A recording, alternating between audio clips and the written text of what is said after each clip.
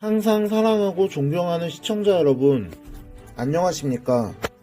시사깡통입니다. 추미애 법무부 장관이 지명된 이래 계속해서 이어지고 있는 추미애 장관과 윤석열 검찰총장 간의 갈등은 이제 너무나 많이 언론에 다뤄져서 제가 굳이 더 말을 할 필요도 없을 것 같습니다.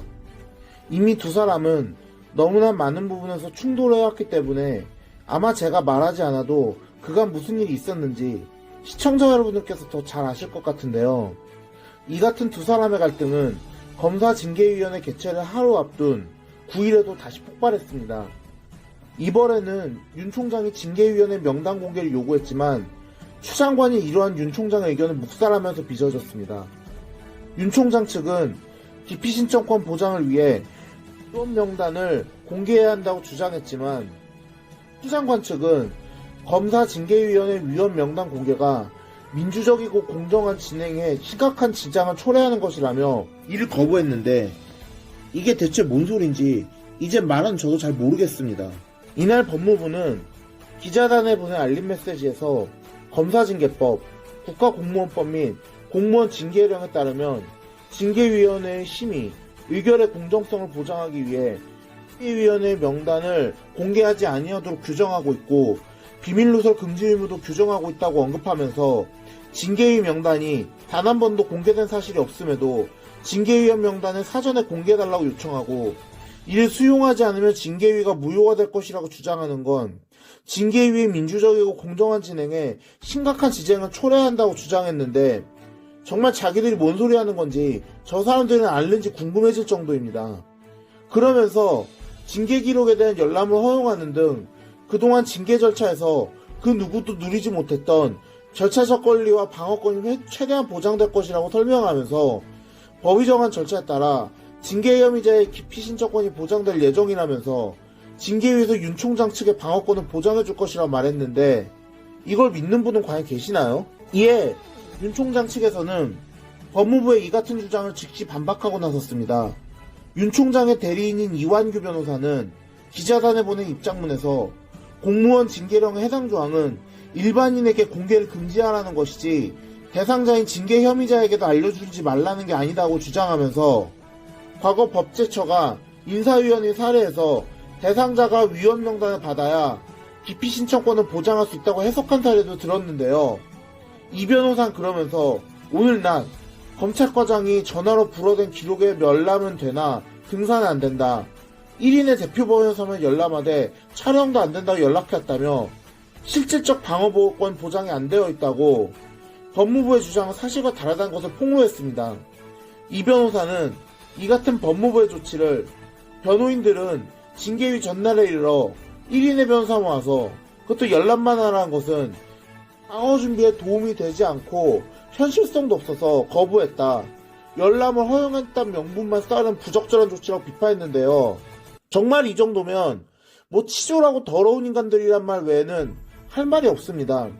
이 때문에 윤 총장 측은 추 장관이 징계위원회에 위원장으로서 직무를 수행하는 것도 부적절하다고 지적하고 나섰습니다. 이 변호사는 민사소송법과 형사소송법의 해석상 판사가 재척사유에 해당하는 경우 당해 사건의 전체 절차에서 당연히 배제되며 기일 지정도 할 수 없다.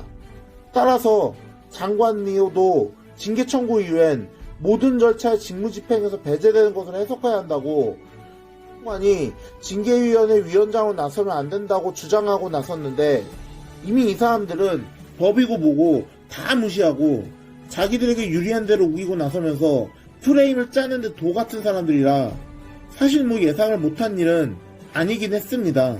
그러나 이런 추 장관의 윤석열 죽이기가 진행되면 진행될수록 이에 반대급부로 윤석열 총장에 대한 국민적 지지는 더더욱 높아만 가고 있습니다. 이미 윤 총장이 대권주자 선호도 조사에서 이재명 경기도지사와 이낙연 민주당 대표를 제치고 1위에 올랐다는 여론조사는 잇따라 발표되면서 차기 대권주자 경쟁구도에 지각변동을 일으킨 바 있는데요.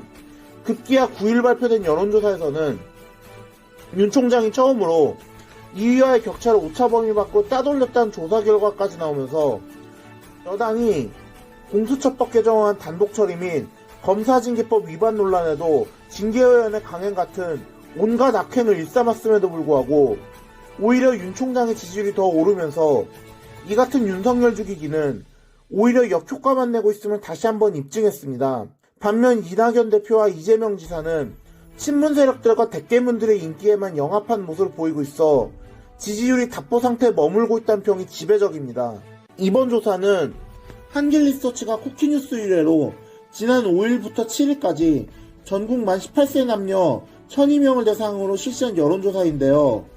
이 조사 결과에 따르면 윤 총장은 28.2%란 높은 지지율을 기록하며 21.3%를 기록한 이재명 지사, 18%에 그친 이낙연 대표를 모두 오차범위 밖인 큰 격차로 제치고 1위를 차지했습니다. 특히 윤 총장은 지난달 10일에 같은 기관에서 발표한 조사보다 3.5%가 더 상승해 2위인 이 지사와의 격차를 6.9%까지 벌리며 매우 강한 상승세를 입증했습니다. 이재명 지사 역시 지난달 조사의 18.4%에 비해서 2.9%가 상승한 반면 이낙연 대표는 측근 자살과 같은 악재가 겹친 탓인지 무려 4.2%가 추락했습니다. 그 다음은 5.4%를 차지한 무소속 홍준표 의원이었고 공동 5위에는 각각 2.5%를 얻은 유승민 전 의원과 정세균 국무총리가 이름을 올렸습니다. 지지하는 주자가 없다는 응답은 11.1%, 기타 후보자는 6.3%, 잘 모름 또는 무응답은 4.6%로 각각 집계됐습니다. 심지어 윤 총장은 같은 날 리얼미터가 실시한 조사에서도 대선 선호도 1위에 오르며 이 같은 상승세가 결코 일시적인 현상이 아님을 입증했습니다. 이 조사는 국민일보의 의뢰로 리얼미터가 7일부터 8일까지 전국 18세 이상 1000명을 대상으로 대선 후보 선호도 조사를 무수른 결과인데 이 윤 총장은 여기서도 25.8% 선두에 올랐는데 특히 윤 총장의 지지율이 리얼미터 조사에서 1위를 기록한 것은 이번이 처음이라 적지 않은 파장이 예상됩니다. 반대로 이낙연 대표와 이재명 지사는 똑같이 20.2%로 조사되면서 이들이 집토끼는 확실하게 지키고 있지만 확장성은 없다는 사실을 다시 한번 입증했습니다. 하여튼 확실한 것은 이 같은 조사가 한 번만 나왔으면 모를까 지속적으로 계속 나오고 있다는 것입니다.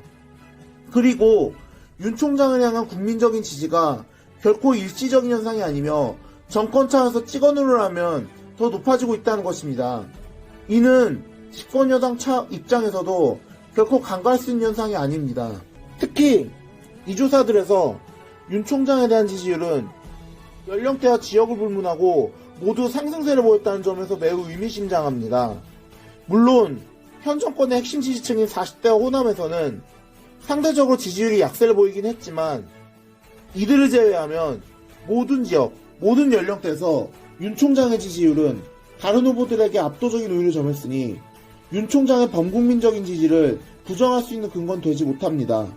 이런 상황에서 윤 총장을 향해 징계위원회에서 어떤 징계를 내린다 한들 그것이 윤 총장의 국민적인 지지세를 꺾지 못할 것입니다.